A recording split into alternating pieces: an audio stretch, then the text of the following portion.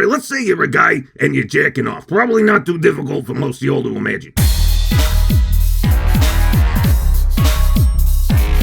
This feels like your area. You ain't the first guy to say that to me, you know what I mean? Hey, you got him. Alright, seriously, what's going on here? If you fuck a clone of yourself, would it be gay? Or would it be advanced masturbation? Okay, I gotta navigate this one carefully, because the implications are not only philosophical, but ethical as well. Alright, let's say you're a guy and you're jacking off. Probably not too difficult for most of y'all to imagine. Now, technically, there is a guy touching your dick, so why is it not gay? Obviously, because the guy is you. It's not gay if you're by yourself. It requires another individual, another person, another human. And that's the real question at hand here. If you cloned yourself, would that clone be considered a separate individual or simply a copy of, and therefore an extension of, yourself? So let's try a thought experiment. You clone yourself, an exact copy of you, self for self. You and your clone part ways and go off into the world. Then 10 years later, you meet back up again. Now you had different experiences, been different places, had different thoughts, and met different people. So at that point, is your clone still a duplicate of you? Biologically, yes, but other than that, no. You're two entirely separate individuals now. So logically, if you have sex, we must recognize it as gay. You see what I'm saying? So let's apply that point more precisely. If you clone yourself, even the instant after it comes into being, your clone is already living a different experience than you. It's already perceiving different things and having different thoughts. It is an autonomous individual from the moment it becomes conscious. Therefore, I would submit that if you have sex with your clone, it would be cruel and dehumanizing to not call it gay. If you call it masturbation, you're reducing this person to nothing more than an appendage like your own arm. You're refusing to acknowledge their intelligence, humanity, and subjective experience of the world, and that's a dick move, to say the least. Conceptually, this kind of reminds me of that movie Bicentennial Man, the one with Robin Williams. If you ain't seen it, it's about an android with human intelligence and emotions who goes on a decades-long journey to become recognized as human, so that when he holds hands with the woman he loves,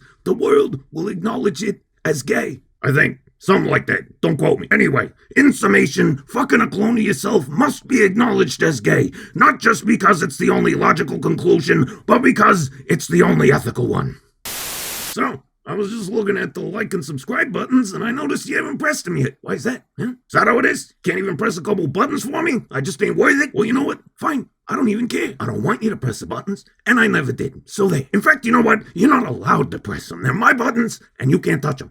Okay. Oh, and you better not hit that notification bell. You are not worthy of hitting my bell. Yeah, but you feel stupid now, eh? You didn't even know what you had till you lost it. You'll be lucky if I ever talk to you again. Wait, come back!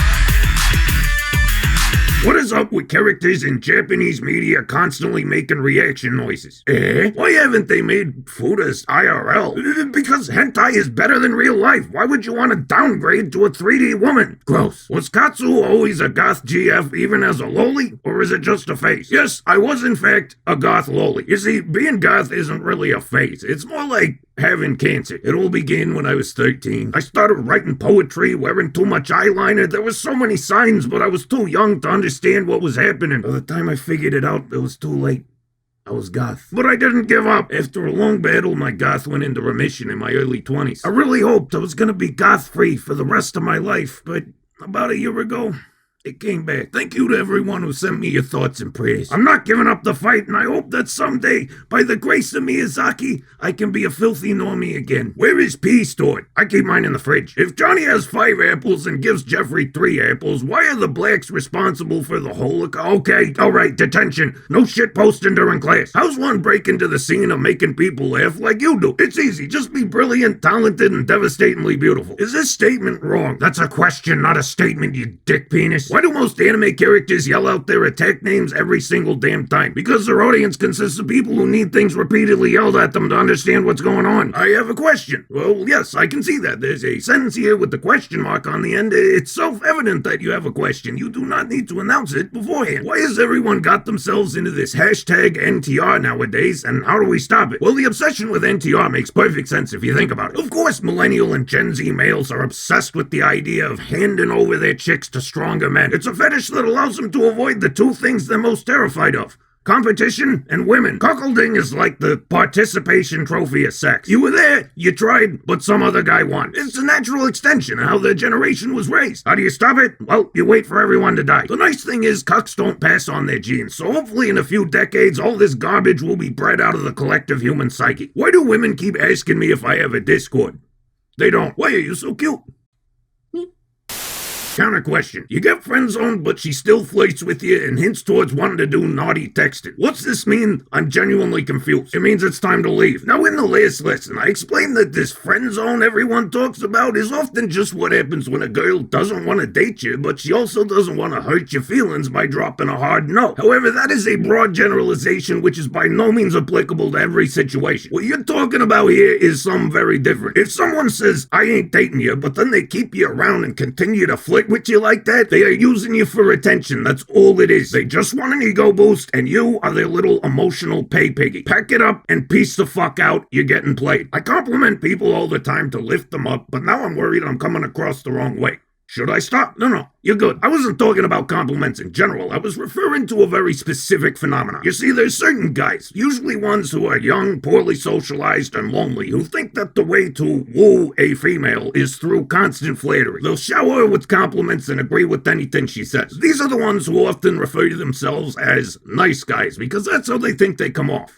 Nice. In reality, it comes off as exactly what it is, a desperate, disingenuous attempt to get laid. And it is disingenuous, because very often these same guys will become disgruntled, passive-aggressive, or just downright verbally abusive the moment the girl mentions having a boyfriend. They're only nice because they want sex. The instant that's off the table, they reveal their true colors. People can tell if you're sincerely nice or if you're just faking it to get laid. If you genuinely just like complimenting people to make them feel appreciated, that's a beautiful thing, and you got nothing to worry about. This is why all people should just be single and focus on stuff that is actually productive to society. Definitely not what I was advocating at all. Dating and romance in general is just a disease fueled by the ideologies of older generations as a more fluffy way of procreating. Alright, now you sound like one of the goth kids from South Park. This is something I would have written in my diary when I was 14 next to a Stussy S and some Slipknot lyrics. Bottom line, loneliness is happiness.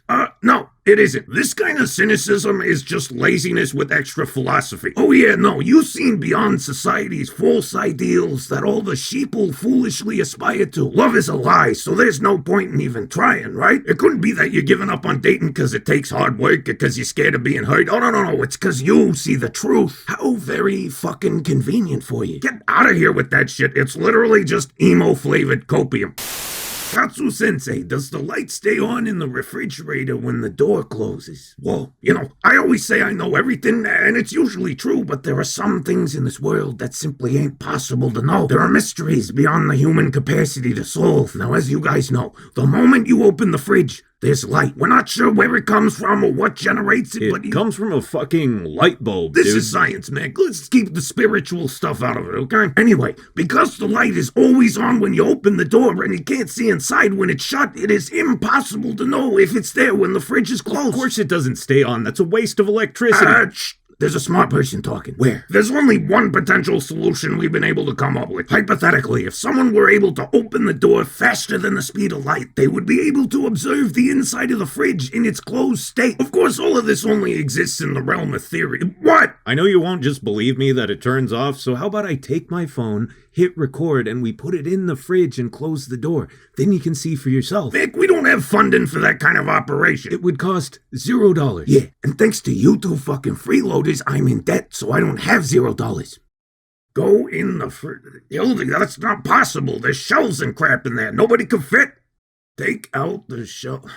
I mean, nobody's ever tried anything like that before, but in theory, I suppose it could work. LD, I'm impressed. You really are more than just a fat set of tits. I mean, this is a breakthrough.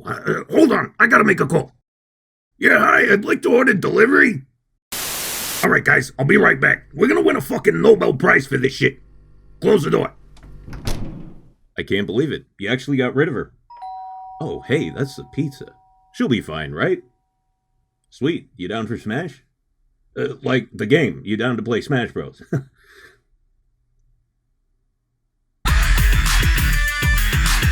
Guys, this thing doesn't open from the inside. Guys, the light is definitely off. It is very dark, and I am afraid. And cold. Guys, let me out. Hildy, let me the fuck out of here. Oh, hey, a chicken nugget.